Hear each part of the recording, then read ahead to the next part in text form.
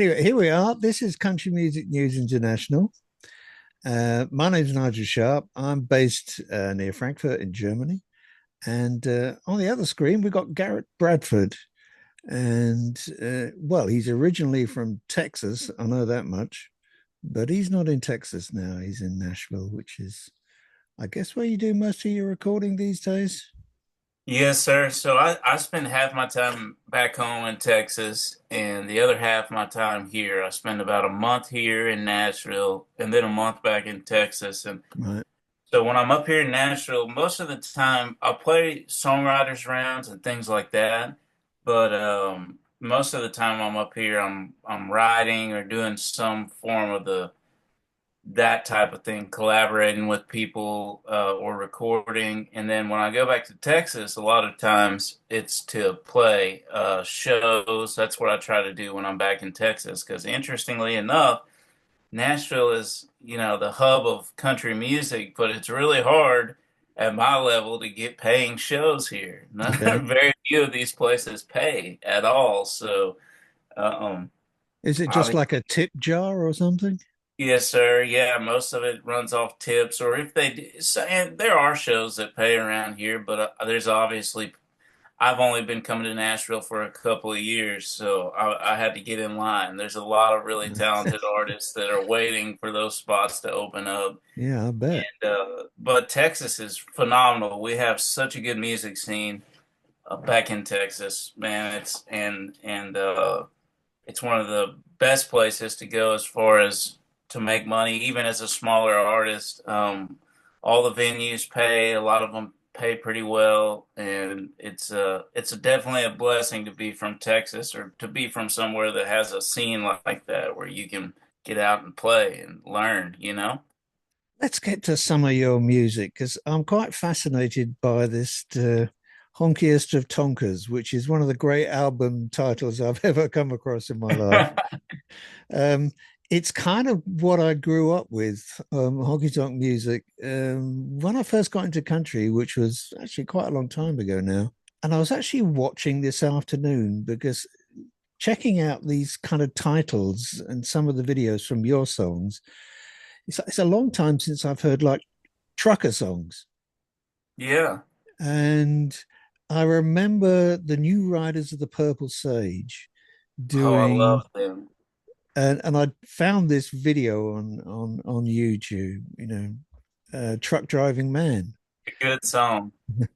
And looking at your album, the first question I would actually have is this is like two albums or it's a double album. Yeah. Whose idea was it to sort of do this kind of two albums and to have them released very close to each other? Well, I work with Christy Walker over at Aristo Media. So her and Juliana, who works with her, have helped me like set up all these interviews, and she's been a huge. She's like a sounding board. So I've had all these ideas, and she's really the first person at least a really prominent person in the business, in the music business, since I've been up in Nashville. It's taken an interest in me and just really been a resource or somebody I could bounce ideas off of. So I wanted to put out an album. I was just tired of putting out singles, Mm-hmm. and I had so many songs I wanted to put on there. And one of the things that I've seen a lot is, especially recently, because we're not limited by the confines of a CD or a record, you can release an album with like 20, Yeah. 25 songs on it. But I didn't really want to do that. I thought that was just a little bit too much at one time for people. So my idea was to do a part one and a part two, and then eventually there will be a part three. I'm not sure that'll necessarily be my next album, but the Honkiest of Tonkers part three is definitely going to be a real thing, and I've already got songs that I know I'm going to put on it. And it may not be my next project that I record, but it might be, a year from now or something like that. But I just like the idea of doing a double album. I would love to write songs. I've been doing it my whole life, and I've been doing it for a long time.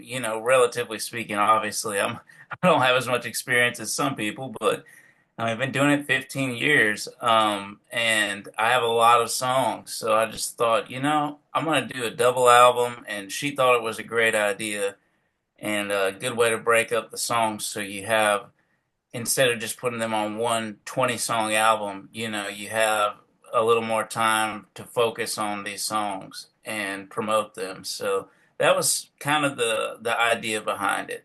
Right. I think that's probably the biggest lesson I've learned in the last year or two, being up here in Nashville a lot and seeing how many other good artists there are because there's so many phenomenal songwriters. I mean, every day right now, I'm on Music Row and there's probably 50 great songs being written as we speak, in these offices of these publishers and in these record labels. So, obviously, I want to have great music, but I also want it to be unique and stand out. I love to be able to write with some of these guys that have written all these hit songs and write a funny song or a tongue-in-cheek song or Yeah. something like that. And they seem to enjoy it too. And they're so good. I mean, they're phenomenal songwriters. They can write anything. So I really love that aspect of it. The one of the other songs I was listening to, I'm not quite sure or how old this one is. River of Stars. When was that released? So I released that. Gosh, that would have been back in probably around 2020 or 2021. Oh, okay. I'm glad you brought that up. That's one of my favorite songs that I've ever written and released, and it does not get very many streams for whatever reason. But I was so proud of that song, and it's one of those Yeah. songs that as an artist, I thought, boy, this is going to be the song that really makes it happen for me. And I've learned that anytime that I think that, it's usually wrong. It's usually the songs that I don't think people will listen to that they listen to. I'm a terrible judge of my own material, that's for sure. There you go. No, I really liked it. I can tell you that. Now, what's happening with part two of the Honkiest of Tonkas? When is that going to drop then? And will it drop as a one complete album? Yes, sir, it will. So it'll come out in April. I forget the exact date on that, but there'll be three singles off of that will come out in between part one being released and then part two. But yeah, part two it's similar to part one. I think maybe there's a little more personal and sentiment. A couple of the songs on there are definitely very personal and sentimental. I've got a song about my dad who passed away 3 or 4 years ago, and it's called "Give Dad a Call," and it's about wishing that you could give your dad a call. And it's a simple song, but it's definitely one that's deep for me. Another one called Fireflies, which is a song I wrote about a conversation I had with my grandfather. And then another song called Bulletproof, which is another song, 10 foot tall and bulletproof.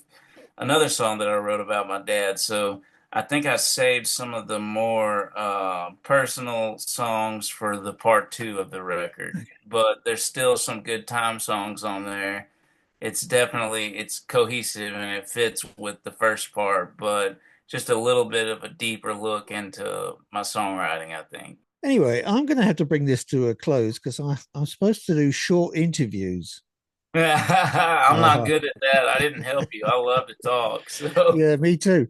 Um, well, I just love talking to other musicians because everyone's got stories to tell, and I'm going to say again, thanks so much for taking the time to talk to us. We really appreciate it. And I've had so much fun this evening. It's evening time for me. I know it's kind of like lunchtime for you.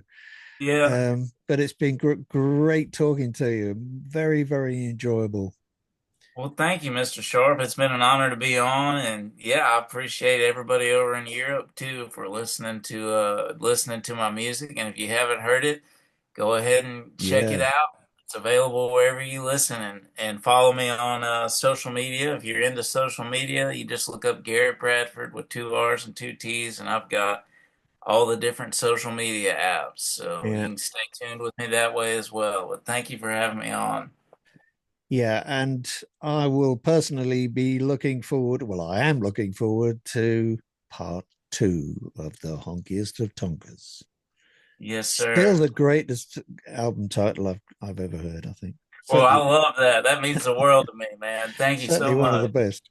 Okay, Garrett, you take care of yourself, and yeah, get over here as soon as you can.